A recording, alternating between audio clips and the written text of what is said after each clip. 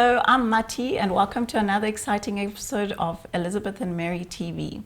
Last week you had Chef Kalinda cooking up a storm and teaching us all about hosting. Today we have the teenagers who are going to tell us what their Christmas plans are.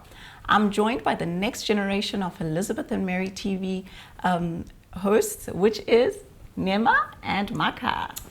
Thank you for having us. We're very excited to be here chatting about Christmas today. Okay. Thank you for having us. Christmas is an amazing holiday. We're like everyone else. We just want to wind down and rest. Oh, wow. But tell me the truth. I know it's not just about resting for you guys, because I know that I don't have any extra hands and you guys are the next best plan for cleaning. How do you feel about that? We love and obey our parents. But it's different where we have to be doing things all the time, doing chores and helping cleaning up after our parents' friends. It can sometimes be very overwhelming for us. Yes, we value the family time and everything. It's amazing. But at the end of the day, we're so tired because our parents have visitors coming in and out, and we're the ones who have to clean up all the mess at the end of the day. Okay, so these are some real issues that are happening during the holiday time for the teenagers. How can we assist? Tell me, how do you then balance you're being disobedient and you're actually genuinely tired because you've been babysitting the children, you've been doing this and that, and guess what? You actually want to hang out with your friends. How are you balancing all that out? I think that disobedience is a state of heart. There's a difference between being told to do something and not wanting to do it, but then being told to do something and you, in your heart, you want to do it, but the whole day you end up running around from morning till evening. Yeah, what Maka said. And also when parents have visitors coming in, they paint you as the child who just wants to stay in their room for the whole day, but you're also tired and you just want to rest. And they paint you as that child who wants to stay in the room, that teenage animal who wants to stay in her room the whole day, but you actually just want to rest. Yeah. Okay, so tell me, so this happens a lot, right? So there's a lot of comments like, oh, these teenagers who are moody, oh, you've grown, or you're fat, or you're tall now, or you've gained weight. Tell me, realistically, how do you guys take that kind of commenting? And what is your advice to parents who are watching this show as to how should we be speaking to you guys during the holiday season? I think that as much as people are allowed to express how they feel when they see you, I think people need to take into consideration that we also have feelings. You can point out things about us, but it's not like we don't know ourselves. We look in the mirror every day. We know how we've changed. We appreciate your concern, but we know how we look, and it wouldn't be right for us to point out things about you. We don't need you to be telling us how we've changed or how we haven't changed, because we already know. Okay. And tell me about this mood swings comment. How does that, Nima, what do you think? I think, yes, teenagers do have mood swings. Obviously, we're teenagers. We go through times we're just moody. But I don't think that visitors who come to your house should really point it out to you and be like, you're such a moody teenager. I would prefer if they could speak to your parents, and then your parents who know you best, come ask you, are you doing okay? Why are you so moody today? Rather than a visitor coming in and saying, this teenager's so moody. Why are they so moody?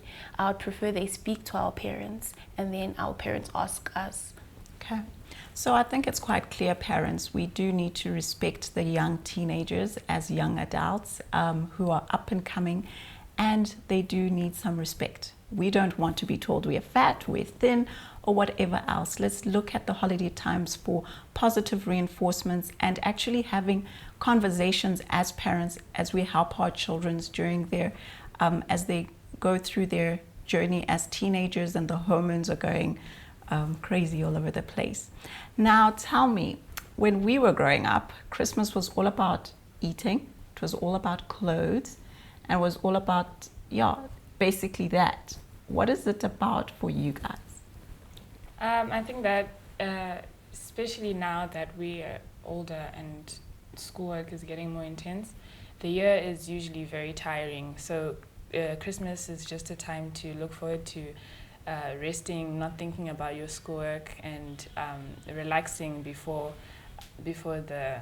school starts again. For me personally, I still enjoy the clothes and all the nice food. I enjoy being around family, all the laughter, and the prayers we do together just to thank God for another year. And yeah, I still look forward to the clothes and the shoes and all the fun that we have as a family together. I feel like these teenagers have forgotten one very important thing: their phones. The phones, aren't those a very important part of your life nowadays? Yes. Yeah. Okay, so if you were to give parents advice, I'm sure we keep on lecturing you about your phones. What is your advice tip for parents about social media and phones this season? We are on our phones when we're on our phones, and you guys tell us to get off our phones. We'll be like, okay, I'm gonna leave my phone. But there's times when we'll be having a conversation with you and you're on your phone and you don't answer us. I think it should go to both ways. We can't learn what we don't see. Yeah. Okay, these are really wise teenagers. They are super wise, and I'm so impressed. And I have certainly learned something today. I hope that everybody else has. Now, to the real business. What does Christmas mean to you from a spiritual aspect? What is that? For me, Christmas is a day where we celebrate Jesus. And yeah, we just thank him for dying on the cross for our sins. And yeah, it's a day where we celebrate Jesus. It's all about him. I think that when Jesus died for us, he gave us life. During Christmas, when we spend time with our families, we're celebrating the life that he gave us. The reason why we're all together where we are is because of the grace of God and his sacrifice that he made, giving us his son. Okay. I love how simply these guys have put it across. It is just superb. It's amazing. Now, my next question to you guys is maybe a trick question, but maybe not so. I really want to know, what do you see yourselves doing as the next generation of young Christians up and coming, and your contribution to Elizabeth and Mary Foundation? I think we see ourselves living practical, faith-filled lives. In a world where there's so many choices, we want to encourage each other to choose Christ. And we, you know the phrase, what would Jesus do? Yes. We want to do what he would do. Okay, that is great. So I just want to say I've learned a lot today. I wish this segment could go longer and longer, but we won't do that. I'm looking forward to having more discussions with the teens, more discussions not only to understand them, but to understand my very own teenage daughter, who's following hot on the heels of Maka and Nema as we speak.